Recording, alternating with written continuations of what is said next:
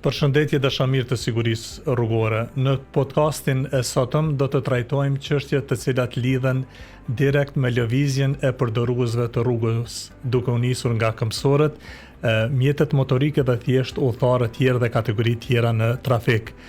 Sot do të flasim për rëndësinë e lëvizshmërisë apo mobilitetit brenda mjediseve urbane, domethënë në zonat në qytet. Për të diskutuar rreth kësaj çështje, të ftuar në podcastin tim, kësaj radhe kam profesorin tim, profesor Mevlan Bigjakun, i cili njihet si një njeri i cili punon shumë dhe flet pak. Kështu që bashkarisht do të trajtojmë këtë temë. Profesor, mirë se ke ardhur dhe faleminderit për kohën për të bashkëbiseduar lidhur me telashet të cilat kanë përdoruesit e rrugës kur janë në lëvizje në qytet. Faleminderit juve, profesor Mohamed. Faleminderit. Atëherë për të nisur bisedën e sotme, thjesht po ju pyeti çysh ardhet në studio, me çfarë forme shfrytzuat? Ardhet me kerre, me trafik urban, ecje apo si? Zakonisht brenda pjesëve, brenda qytetit preferoj ecjen këmbë, një pjesë lëvizjeve ditore edhe me transport publik, qështesh me autobus. Mirë po jashtë qytetit varet edhe prej kërkesave përdori edhe automjetin personal. Mirë po brenda qytetit zakonisht preferoj lëvizjet aktive të cilat për pos benefiteve të tyre kanë edhe efekte tjera. E cilën më shumë e praktikoni, ecjen apo trafikun urban? Cilën do që ta zgjidhim në prapë me thonë pse. Kështu që t'ju them drejtën, pjesën e lëvizjes në këmbë e përdori më tepër, me qëllim që edhe për pos benefiteve të cilat ndërlidhen me aspektin shëndetësor, ndërsa pjesën tjetër që ndërlidhet me përdorimin e transportit publik, sidomos në relacionet pak më gjata, që është një nga është një nga format shumë të avancuara të lëvizjes, përdorimi i transportit publik. E kuptoj. A kemi mjaftueshëm, domethënë, hapësira në qytet të cilat ju dedikohen këmbësorëve? Domethënë, ju nëse vendosni për të ecur, a keni gjatë ecjes tuaj të përditshme, a vëreni vështirësi në qytet apo ka hapësira të mjaftueshme? Edhe të njëjtën pyetje do t'ju bëj pastaj edhe për trafikun, për transportin publik, meqense se dim se për transporti publik krahasuar me vitet e para të pas luftës tash ka avancuar mjaft dhe kemi një transport pothuajse të rregulluar, i cili ka rrjedhë edhe si masë konkrete nga plani i mobilitetit të qëndrueshëm urban. Nuk ka asnjë dyshim se avancimi i ecjes ose përdorimi i lëvizjes aktive kërkon edhe kushte paraprake që të përdoret një formë e tillë lëvizjes. Qëllimi është që gjithmonë këmbësorët keni një qasje të sigurt, mirë po edhe një qasje të lehtë gjatë lëvizjeve të tyre në pjesë të caktuara të rrugës.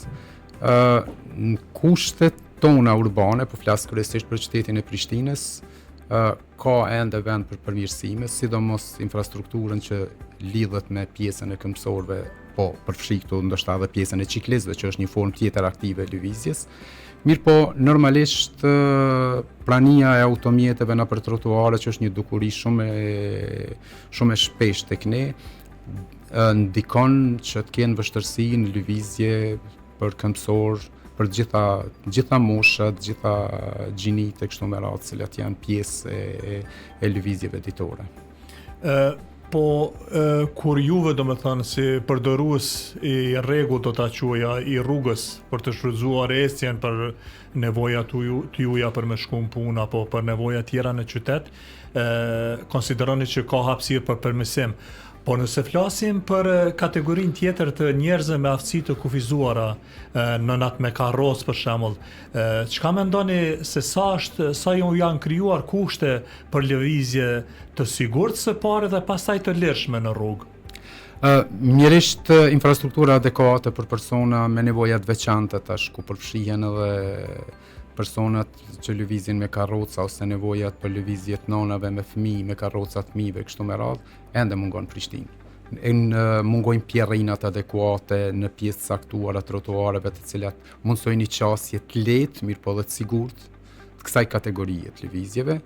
Normalisht ka në këtë drejtim, sidomos infrastruktura që ndërlidhet për njerëzit me nevoja të veçanta ka nevojë të madhe një përmirësim i infrastrukturës, që edhe ata ta kenë një qasje në gjithë infrastrukturën e nevojshme për lëvizje. Do më thonë kemi edhe probleme infrastrukturore brenda qytetit. Kjo mund të jetë si konkludim i kësaj çështje. Por me qenë se jemi në këtë periudhë kohore kur kemi një fluks të madh të automjeteve, nuk është e caktuar herët në mëngjes apo në mesditë apo pasditë, pothuajse gjatë 24 orëve, kur them 24 orëve po flas për orët e pasmesnatës, për vikende i kemi të ngarkuara. Pse profesor kemi non-stop në qytet, sidomos para hyrjeve në rrethrotullime, pse non-stop krijohen kolona para semaforëve? A është problemi i mos sinkronizimit të semaforëve karshi kërkesave të përdoruzëve të rrugës, apo thjesht nuk dim ne se si të orientohemi, se si të rreshtohemi në trafik? Zakonisht fluksi i qarkullimit marr parasysh rrjedhën e qarkullimit ose kapacitetin përgjithësi. Paraqitet si një orë kulmore e mëngjesit edhe e mbrëmjes, si dy dukuri më të shpeshta që e caktojnë atë jo barabartësinë ose jo linearitetin e qarkullimit. Mirëpo normalisht në periudhat caktuara, për shembull zakonisht ndodh periudhat e verës kur një pjesë e madhe e emërgjimtarëve tonë ose diasporës kalojnë pushimet nga vendin tonë, atëherë ngarkesat në rrugë pothuajse janë permanente gjatë gjithë kohës, që është një dukuri shumë e shpeshtë. Normalisht krahas shkallës lartë motorizimit që paraqitet këtë, ka dhe ngesje në aspektin e sinkronizimit lëvizjeve, jo i përmendet edhe semafort, siç e dim ata aktualisht punojnë me një kohë fikse, nuk kemi semafort të cilët kanë forma të avancuar ose punojnë edhe përmes një sistemi automatik që quhen smart ose semaforat e mençur. Mirëpo kjo kuptohet që ndikon në ciklin e lëvizjeve në hyrje, edhe si rezultat i saj ngarkesat nuk janë më varësi të shkallës motorizimit, mirëpo punojnë sipas asaj kohe fikse. Një pjesë tjetër e rrjetit rrugor, po e quaj, pikat kyçse, që janë udhkryqet sipërfaqësore ku bëjnë pjesë edhe rreth rrotullimit. Zakonisht unë po flas në përgjithësi në literaturë, rreth rrotullimet janë të dedikuara për një balans në hyrje, mirëpo edhe për një qarkullim mesatar. Jo për një qarkullim për shembull të ngarkuar. Në shumicën e rasteve gjatë projektimit rreth rrotullimet vlerësohet se cilat do të jetë kapaciteti potencial i tyre, gjithmonë të u bazuar ato kriteret që me pas një balans në hyrje, mirëpo natyrisht edhe të e vlerësu që qarkullimi mos me qenë maksimal, se atëre krijon shumë pika, ma tepër pika të konfliktit, të cilat rezultojnë edhe në shkaktimin e ngarkesave shtesë. Po një dukuri tjetër që vërtet është e pranishme tek ne, është edhe mënyra jo e rregullt e hyrjes në rreth rrotullime. Kuptohet si rezultat i mungesës ndoshta edhe të aftësimit adekuat të ngazëve, mos respektimit të rregullave, meqense kur flasin tash për udhkryqet sipërfaqësore, po flas vetëm se për rreth rrotullimet edhe udhkryqet klasike. Dallimi esencial i udhkryqeve klasike është se ato i kanë 32 pika konfliktuoze, ose 32 pika të konfliktit. Planifikimi ose projektimi rreth rrotullimeve gjithmonë është menduar që të eliminohen ato pika. Nga 32 potenciale sa janë në udhkryqet klasike, rreth rrotullimet i kanë 8.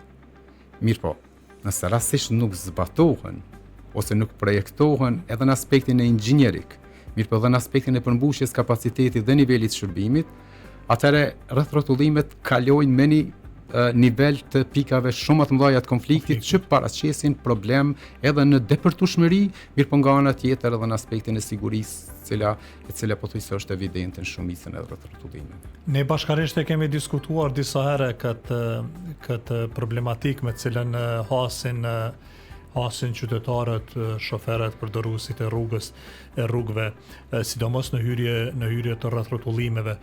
por a duhet mbi këtë bazë domosdoshmërisht që në çdo udhkryq të rregullohet me rrethotullim, apo duhet bërë një vlerësim para prak për të parë se cila formë e udhkryqit duhet përdorur në cilin segment rrugor apo në cilin pjesë të qytetit. Për shkak se kam filluar të mendoj që më duket që rrethotullimet janë kështu si zgjidhje e artë për të gjithë ata që projektojnë rrugët dhe nuk i ra tamam asaj rruge e vendosin një rrethrotullim me çka dhe mund të vështirësojnë dhe mund të ngadalsojnë rrjedhën e trafikut. Çfarë mendimi ju keni rreth kësaj çështje, profesor? Pikërisht edhe ato që e tham pak më përpara. Rrethrotullimet nuk janë gjithmonë zgjidhje adekuate. Në shumicën e rasteve, me rastin e planifikimit të rrjetit rrugor, unë kur po flas për pikat kyçse, paraprakisht duhet vlerësohet se cila formë e rregullimit të udhkryqit ka me qenë. Ka me qenë me semafor, a ka me qenë udhkryq klasik, me rregullim përmes sinjaleve vertikale apo edhe me rregullat e krahut jashtë. Rrethrotullimet ose projektimi i rrethrotullimeve vërtet kërkon një analizë paraprake.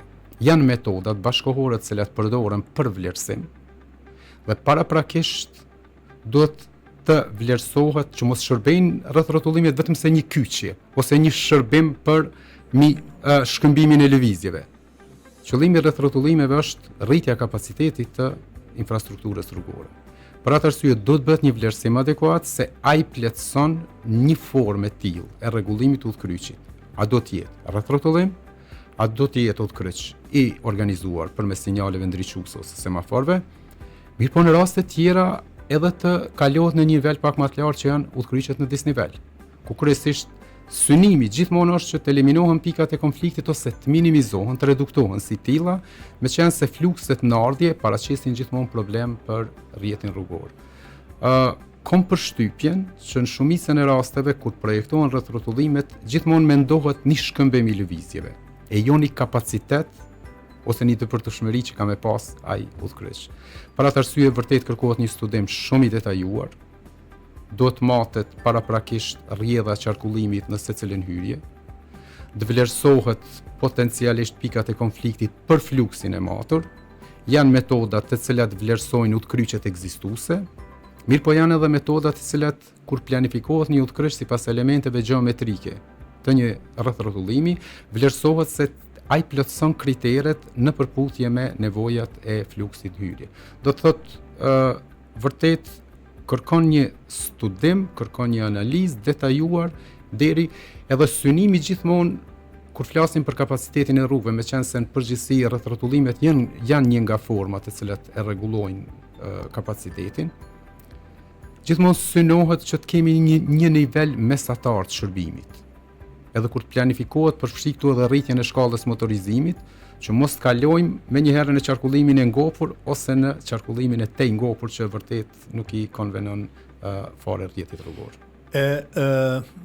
Për shembull, pse zakonisht krijohet kolona e rrethi brenda rrotullimit, rrethi i parë mbetet pothuajse pa qarkullim, po kryesisht neve na krijohet kolona më gjatë në rrethin e jashtëm, si ta quajmë, jo rrethin e mesëm, por në rrethin e tretë. A është problemi që përdoruesit e rrugës nuk dinë se kush ka përparësi kalimi brenda rreth-rrotullimit, apo nuk dinë se si t'i qasen dhe si të kyqen brenda në rreth-rrotullim, për shkak se rreth-rrotullimet kohëve të fundit më shumë po krijojnë vështirësi në lëvizjen edhe në rrjedhën e trafikut, se sa janë në kuadër të funksionit që kanë për të krijuar lehtësira dhe për shpejtim të lëvizjes pa larguar dhe elementin e sigurisë rrugore. Çfarë mendimi ndani profesor për këtë çështje? Që thënë drejtën, nuk është bërë ndonjë studim i detajuar që të vlerësohen sakt sjelljet e drejtuesve në ndonjë rreth-rrotullim. Mirë po, përshtypja në përgjithësi krijohet sipas dukurive, sipas vlerësimit, po mendoj përditshëm të cilët jemi pjesë edhe ne, qoftë si drejtues të mjeteve dhe qoftë si ndoshta edhe si këmbësor. Ende ekziston një konfuzitet sa i përket rregullave dhe përparësive në kuadër të rreth-rrotullimeve. Interpretohen në mënyra ndryshme edhe krijojnë të konfuzitet të përdoruesit se cili nga ta ka përparësinë adekuate qoftë në hyrje të rreth-rrotullimit e qoftë edhe gjatë qarkullimit në sipërfaqen qarkulluese të rrethit. këtu është një konfuzitet që në shumicën e rasteve krijon te drejtuesit një problematik tillë, humbje kohore edhe konfuzitet në kyçje, të cilat vërtet duhet që me një farë forme rregullat duhet vlejnë për të gjithë, jo në mënyrë individuale. Qoftë në nivelin e edukimit në për autoshkolla, se janë vërtet rregullat shumë të qarta, shumë të precizuara se si duhet të organizohet rrjedha e qarkullimit në hyrje, mirë po edhe në vetë sipërfaqen e rrethotullimit. Unë mendoj se këtu ka ngecje të njohurive, respektivisht konfuzitet në aspektin e përparësive në rrethrotullim. E kuptoj. Cila është sipas mendimit tuaj, po që se ju jeni në një pozitë vendimarrëse, si do ta gjeni zgjidhjen për këtë të lashe, për këto vonesa në trafik, po thjesht edhe për këto elemente të cilat ndikojnë direkt në uljen e sigurisë rrugore? Nëse flasim në përgjithësi për ngarkesat që paraqiten në rrjetin rrugor, ne gjithmonë i referohemi gjendjes aktuale në qytetin e Prishtinës, ku shumica ndoshta kemi aktivitete të ndryshme ditore, qoftë përmes vizitave, qoftë edhe këta që janë banor rezident këtu. Problemi është në Prishtinë frekuenton gjithsesi vjen në të gjitha rrugët kryesore, ka një prurje shumë të madhe të numrit të automjeteve. Tu bazu ndoshta jo vetëm se ndanat e mobilitetit qëndrueshëm të cilat janë të dhëna nga viti 2018, mirë po shkalla e motorizimit Kosovë vërtet ka pas një rritje shumë të vërtetshme. Unë po quaj të vërtetshme.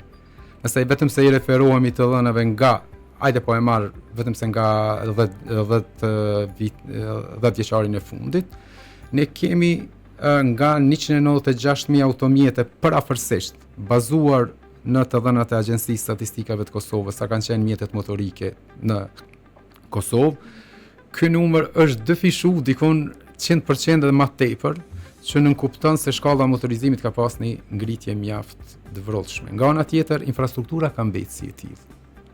Sa numëron tash, sa ishte përmes mbi rreth 450.000 automjete janë motorike të regjistruara në Kosovë. Që është disa fesh numri më i lartë. Është numri shumë më i lartë se sa numri për shembull në raport me depërtueshmërinë ose kapacitetin e rrugëve ekzistuese të cilat janë në qytetin e Prishtinës. Si rrjedhoj, ekzistojnë disa nga opsionet, cilat ndoshta edhe duhet edhe më tej të trajtohen në mënyrë pak më detajuar, por një nga format e cilat ka qenë edhe pjesë e masave në kuadër të planit mobilitetit është opsioni park and ride ose parko dhe udhto, kështu po mundohen ta. Në parim është tregu mjaft efikas në disa vende të cilat janë ballafaquar me një trend të tillë të rritjes shkallës motorizimit, që nënkupton se automjetet të cilat vinë nga vende tjera t'ju jepet një mundësi mirë po funksionale që ta kenë një mundësi ta parkojnë jashtë zonave atraktive po e quajt qytetit. Nëse pajtoni profesor, Park and Ride do ta trajtojmë në pjesën e dytë të emisionit. Për pak do të shkëputemi dhe do të kthehemi prapë me profesorin për të trajtuar problemet e trafikut rrugor, jo vetëm në qytetin e Prishtinës, por në përgjithësi në Kosovë. Shihemi për pak.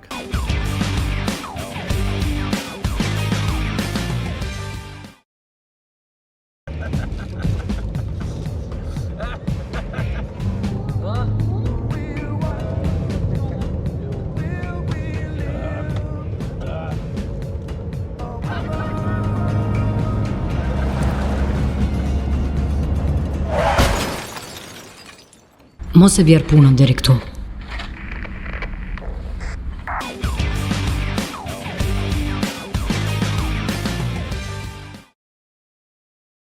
Atëherë kthehemi prapë vazhdojmë bisedën me profesorin, i cili për informacionin e shikuesve të këtij podcasti për vite me radhë profesori Mevlan ka qenë profesor i rregullt në asistent, pastaj profesor i rregullt në Fakultetin e Inxhinierisë Mekanike, ndërsa viteve të fundit është profesor në nivelin master dhe në nivelin bachelor në Kolegjin Tempulli dhe është një njohës shumë i mirë i çështjeve të sigurisë rrugore. Edhe Park and Ride profesorës lidhet direkt me sigurinë rrugore dhe ideja e këtij sistemi që bota tashmë ka përdorur dhe mbi bazën e një përvoje që kanë me Park and Ride ka dalë që është një vendim i jashtëzakonisht i mirë që ul numrin e automjeteve brenda qytetit dhe inkurajon domethënë qytetarët ata ngasës të cilët i lajnë automjetet në hyrje të qytetit, inkurajon që të përdorin trafikun urban, natyrisht që do të jetë me linja më të shpeshta, natyrisht që do të ketë një itinerar më të mirë për t'ju ofruar shërbime të institucione të cilat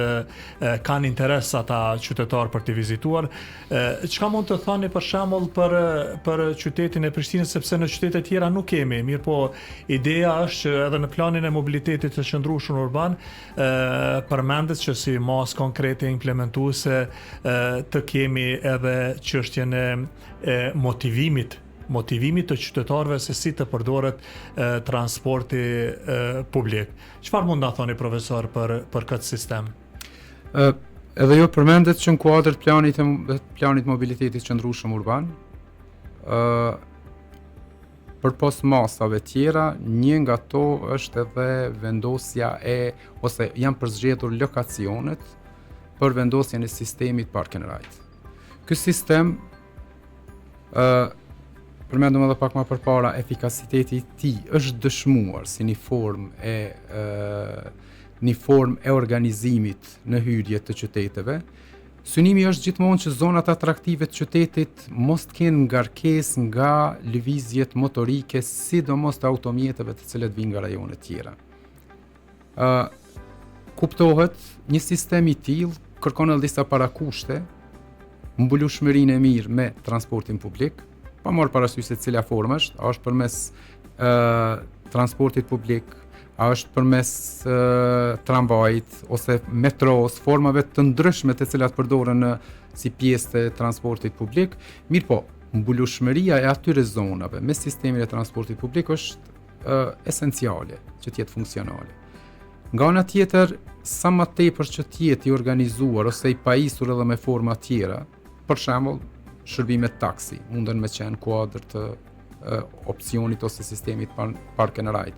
Sistemi i biçikletave që huazohen nga ai pozicion, me një farë mënyrë kur qytetarëve i ofrohen forma tjera të lëvizjes, ata do të dekurajohen në një farë mënyrë të përdorin automjete personale. Kuptohet, kanë me pas edhe benefite të cilat janë varësisht prej dhe politikave se si organizohet një formë e tillë, mirë po zakonisht në vende tjera një formë e tillë e inkurajimit ose për me nxit qytetarë që të përdorin një sistem të tillë, ata paguajnë një bilet për automjetin i cili vendoset në lokacionin e sistemit Park and Ride. Nga ana tjetër me të njëjtën mund ta përdorin për shërbimet e transportit publik për me lëviz në pjesë ndryshme të qytetit. Me një farë janë benefite jashtëzakonisht edhe në aspektin po quaj ekonomik, mirë po nga ana tjetër edhe ambiental, me qenë se pjesa e qytetit pothuajse shkarkohet nga një prurje e cila mundet me qenë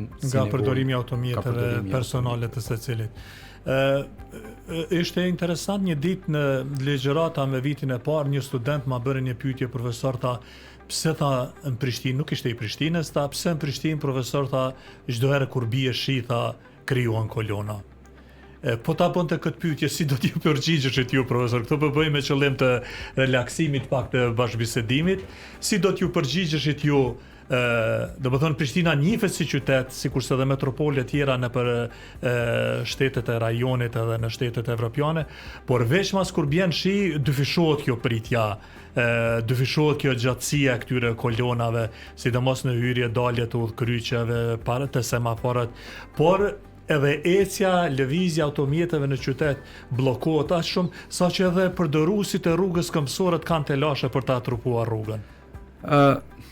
Janë disa nga arsyet të cilat mund të paraqiten si rezultat i ndikimit faktorit, po e quaj klimatik ose të rreshurave që mund të paraqiten. Në radhë të parë, gjatë kohës me shi reduktohet edhe numri i lëvizjeve aktive, të këmbësorëve dhe biçikletave, se nuk mund të lëvizin nëpër shi. E dyta, edhe aspekti i infrastrukturës, sidomos largimi i ujrave nga sipërfaqja qarkulluese e rrugëve, problemi me pusetat e ndryshme, mjafton që në disa pjesë caktuara të rrugëve të shkaktojnë ndoshta edhe një tollovi shtesë. Do të thotë përpos vështërsive në lëvizjet aktive, ndikim në shtimin e kolonave në kushte të tilla klimatike, ka dhe infrastruktura që mjerisht tek ne o dëshmu, sidomos kur kemi shira të vrollshëm që paraqiten gjëra të tilla që vështërsojnë mënyrën e lëvizjes edhe të automjeteve motorike, mirëpo edhe të gjitha formave të lëvizjes, nuk ka asnjë dyshim. E vërtet, fokusin unë në përgjigjen time kam patur te pjesa e infrastrukturës, për shkak se qyteti i Prishtinës është kështu një lloj amfiteatri, po shikove nga perspektiva e Zogut, nga lart, shihet që është sikur një amfiteatër i madh dhe zakonisht shirat, ujrat e ndryshme kanë tendencë që në mungesë të rrjedhjes normale të tyre të dalin nga në sipërfaqe dhe të pengojnë edhe lëvizjen e automjeteve, por pse jo edhe të këmbësorëve. Meqense po flasim për infrastrukturën rrugore, gjithmonë kur shkaktohen aksidentet rrugore në mungesë të hetimeve të mirëfillta dhe të skajshme deri në fund, gjithmonë i lihet faji shoferit. Mirë po, ne e dim që përveç shoferit është edhe faktori automjet dhe faktori rrugë. Sipas mendimit juaj, si e vlerëson ju infrastrukturën rrugore në radhë të parë në nivelin kombëtar dhe pastaj në nivelin lokal? Parim, kur flitet për sigurinë rrugore, gjithmonë identifikohen ose flitet për 3 faktorë kryesor, faktorët bazik të cilët mund të shkaktojnë ose mund të jenë shkaktar të aksidenteve. Kuptohet pa i përfshi edhe 2 faktorë shtesë të cilët ndërlidhen me faktorin klimatik edhe rregullimin e qarkullimit. Mirë po në kuadër të 3 faktorëve themelor mbi bazën e të dhënave të cilët mirën nga institucionet përkatëse të sigurisë, këtë rast policia rrugore dhe departamenti i trafikut rrugor. Shkaktari kryesor me veprimet e tij përfshi shpejtësinë e lëvizjes, përfshi koncentrimin jo adekuat gjatë kushteve ose përshtatjen e lëvizjeve kushteve në rrugë, e të gjitha ndikimet tjera të faktorit njeri janë ndër faktorët kryesorë. Faktori automjet edhe faktori rrugë kuptohet se në shumicën e rasteve në vendet më të zhvilluara përbën një përqindje më të vogël si një nga faktorët me ndikim për shkak të kompletimit infrastrukturës rrugore. Sinjalizimi adekuat, sipërfaqja qarkulluese e rrugës me qenë përputhje me kriteret teknike të rrugës e kështu me radhë, dhe çdo mirëmbajtje ose çdo avancim i infrastrukturës rrugore automatikisht rezulton edhe në përmirësimin e sigurisë në rrugë.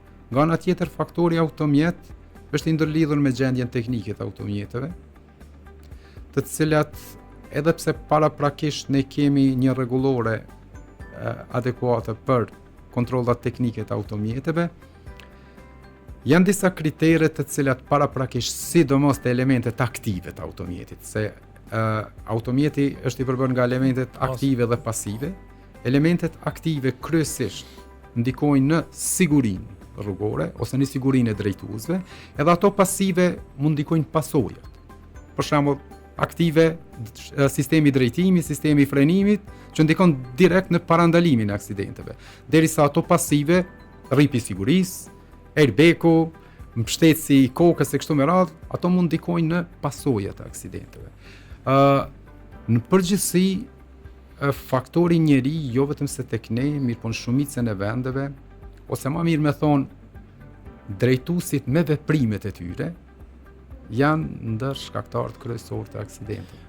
marr në përgjithësi ose marr e shikuar mbi statistika zyrtare të policisë së Kosovës, na del që aksidentet ndodhen për shkak përveç të tjerave, përveç faktorëve të tjerë, kontribuesve të tjerë, edhe kemi numër të madh të aksidenteve gjatë kyçjeve dhe shkyçjeve në rrugë, çfarëdo qoftë ai rrugë nacionale apo autostradë. Nga kjo e dhënë vetvetiu më lind pyetja të trajtojmë problemet e infrastrukturës rrugore. A i kemi mirë këto kyçje dhe këto shkyçje, a kanë kandin e mjaftueshëm të pamshmërisë, apo pse është ky problem, a thjesht në neglizhenca e ngazëve sipas mendimit të juaj? Për shkak se dua të vi tek vlerësimi i performancës rrugore sa i përket përmbushjes së protokolleve të sigurisë, protokollet evropiane të sigurisë në rrugë, se sa rrugët po na ofrojnë neve shërbime të mira, në mënyrë që nesër të mos ngel vetëm fajtor shoferi apo automjeti, por ta shohim edhe ndikimin e rrugës si kontribues apo shkaktari i aksidentit rrugor. Nëse flasim për ndikimin e infrastrukturës rrugore në sigurinë, përgjithësinë, sigurinë e trafikut,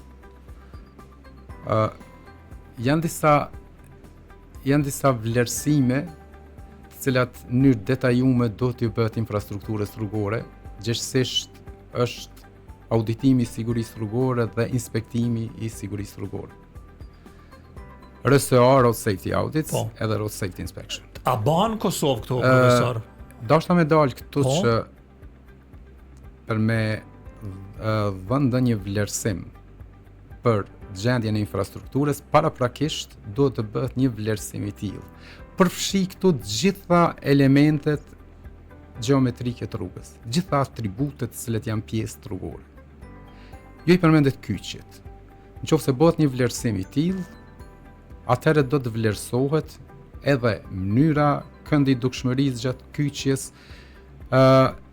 shiritat adekuat për përshpejtim, ose për nxitim, për ngadalësim, kështu me radhë, do të thotë gjitha atributet e rrugës vlerësohen. Dhe pastaj mbi atë bazë të vlerësimit, ne mund të themi se kjo kategori e rrugës është i këtij niveli ose kundërta.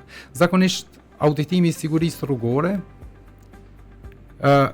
bëhet për rrugët ekzistuese, jepet një vlerësim për segment të caktuar ose pjesë të caktuar të një rruge, ndërsa inspektimi është një proces pak më i avancuar, i cili edhe në proces të projektimit vlerësohet edhe projekti, respektivisht të gjitha elementet e nevojshme të sigurisë vlerësohen se ai përmbushin kriteret teknike edhe të sigurisë që ajo rrugë t'i përmbush me qëllim që të ofrojë siguri pak më të madhe në rrugë. E ky vlerësim si japet, profesor, pastaj?